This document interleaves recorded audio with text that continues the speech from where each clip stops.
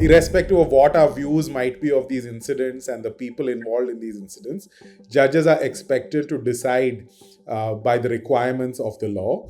And unfortunately, in the Greeshma decision, we don't see that. One thing which shocked me is that there was a medical test done on this Greeshma for actually checking if she has had sexual intercourse. I thought that was completely unnecessary. There is an overwhelming importance given to the role of women and how in future that this would set stage for similar kind of crimes and all of that, and that is where it has gone in favor of death penalty.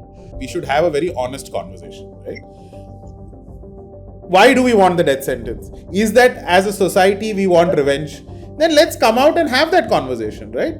Even in when the Delhi gang rape happened, let's not pretend this is about sending a message to society. It is about preventing crime. We need to protect society. We need to protect others from violent crime. Let's not pretend we know it's not about that. It is about society's need for vengeance. Then let's not have this pretense of being more progressive, right? Yes, we are vengeful as a society. Let's accept it and have that conversation instead of trying to present these false reasons. But people are going to be paying by blood as if by killing this person that this problem itself goes away. It does not. There is an aspect of gender, like Leena mentioned. It's when a woman does it, my God, are the knives out for the woman, saying, how can you do this? How can you?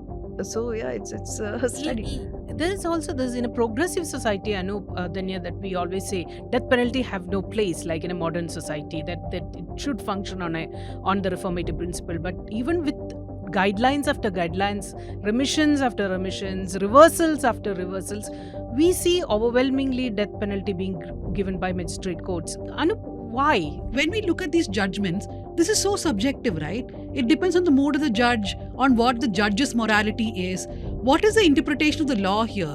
I mean, and like Leena said, despite and you yourself said, so many acquittals, commutations, why are we seeing this? I mean, should I not be concerned that this is like judge ke dimag, for the North Indian viewers, judge ke dimag mein jo chal raha hai?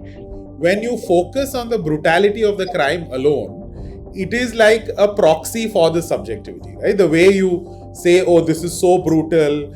All in that sense is, I would assume most murders are brutal. If you wanted to write the facts of any murder case, you could write it in a manner that make it seem extremely brutal and gruesome and dastardly.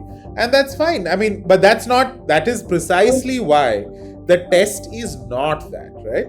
And I honestly think that Amnesty International, they did this fantastic work analyzing precisely this problem in the early 2000s or mid 2000s. They called it the lethal lottery. The financial statements have been put out by PM Cares, but it's bare minimum. If you see in the audit report, there are some headers which mention about that certain amount was spent on oxygen cylinders, on ventilators during COVID period. Now, we know that, okay, fine, this number of money was spent, but where, which hospital, who got the payments? These are the details which we need to know. These are the details which are mentioned in the financial statement. I spoke to a few chartered accountants. They said that these financial statements make you realize whether the audit has been done properly, all the documents, whether they were shared by the individual or the company with the chartered accountant, whether there are any errors in the balance sheet or not. So that is the reason why the financial statement is important. Now, we have not seen these financial statements because it has not been made public. That is where the problem of transparency comes in. Why do you guys want to know what is the audit report? It must have been used for something good, right? Something good for the nation. But that apart, Nandini, this whole PM Cares fund has been problematic right from the beginning. If you file an RTI, you cannot get any response because they say it's a trust. Now, why is it a trust when it is run by Prime Minister's office? So if you're calling yourself a public charitable trust, and as she pointed out, that, they have a .gov.in, it is run out of the PMO. In fact, it's the bureaucrats who run. Now, there are trustees like a Sudha Murthy, who became a Rajya Sabha MP last year. There is somebody from Piramal who is Mukesh Ambani's son-in-law. Piramal. Now he paid just before last 2019. In 2019, he had paid 20 crores to the BJP. He is on this advisory. There is certainly bound to be a conflict of interest.